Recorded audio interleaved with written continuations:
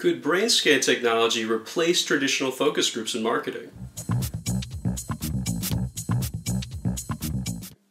So marketers are paying attention to the brain more and more, especially as brain scanning technology is getting cheaper and more ubiquitous. There are a few brain areas that marketers are paying a lot of attention to. One is the striatum, especially the nucleus accumbens, which is a part of the striatum that tends to measure pleasure.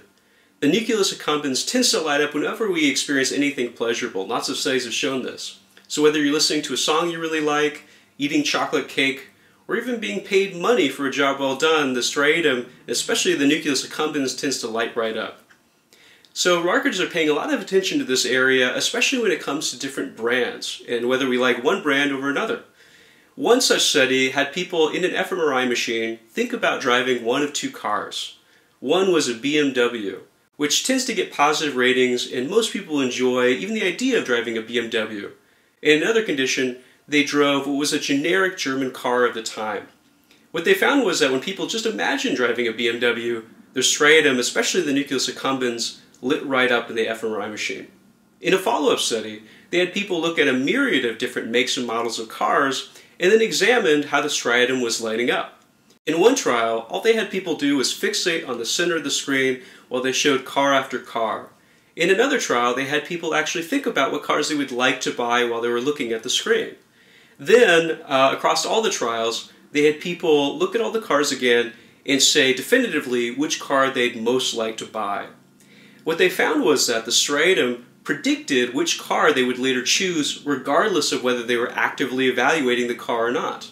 What this hints at is that when we go to the car lot and we pick out a product, or if we go to the supermarket, the CD store, or anywhere and pick out a product, the decision is already made for us by the striatum and other brain areas unconsciously, before we ever deliberate about what we actually want.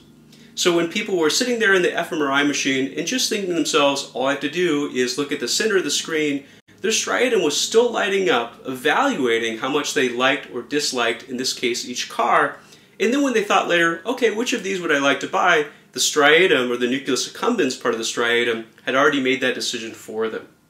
To see how the brain makes consumer decisions, another study had people sit in an fMRI machine while they looked at various products. For each product, they looked at it 3 times, each at a 4-second interval. The first time they saw it, all they saw was a visual image of the product itself. The second time, they saw the product along with its price. And the third time, they had to decide whether or not they would hypothetically buy this product. When they asked people after the experiment when they decided whether or not to buy the product, most said that they subjectively decided either when they saw the price or more often than not during the third interval when they had to make the decision. But when they looked at their brain scans, they found that within the first 4 seconds, their striatum activity significantly predicted whether or not they would buy that product. So while they subjectively, consciously thought they decided to buy the product or not in the 8-second or 12-second interval, most of the time their brain had decided within the first 4 seconds, often within the first second of exposure. So sometimes just looking at the striatum can indicate what our consumer decisions will be even before we know. Activity in the striatum also indicates how loyal people are to certain brands. When they asked customers who were either loyal to H&M or Zara clothing companies to think about the brand they were most loyal to, their striatum lit up a lot more than when thinking about the opposing brand. In this case, brand loyalty was determined by how often customers went to the store, how much money they spent there, and whether or not they had a loyalty card. Taking all this information and applying it to focus groups, the last study we're going to talk about did something I think is pretty amazing and probably is going to be replicated many times in the future. So one of the big questions, especially when looking at entertainment, is what's going to hit big? What's going to become viral? To better answer this question with brain scans, researchers had a group of teenagers listen to music from bands that they'd never heard of. These were all up-and-coming bands that had good promise in becoming big. While these teenagers listened to the bands, they had their brain scanned, especially the striatum and the nucleus accumbens. And then they tracked how well the bands did over the next 3 years in album and ticket sales.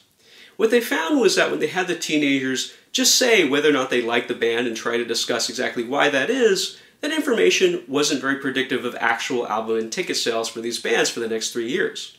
But when they just looked at how the striatum and especially the nucleus accumbens lit up with these teenagers, they found that that activity significantly predicted which bands would sell more records and ticket sales versus others that didn't activate these teenagers' striatum. So sometimes just looking at activity in the striatum does a better job of telling whether we actually like something versus when we try to explain it verbally. Given the success of this research in actually predicting consumer choices in the real world, this technology is definitely on its way to becoming ubiquitous in terms of focus group studies and predicting consumer choices. So in the near future, if you are part of a focus group, don't be surprised if you're in an fMRI machine or have some type of device recording your brain activity the whole time.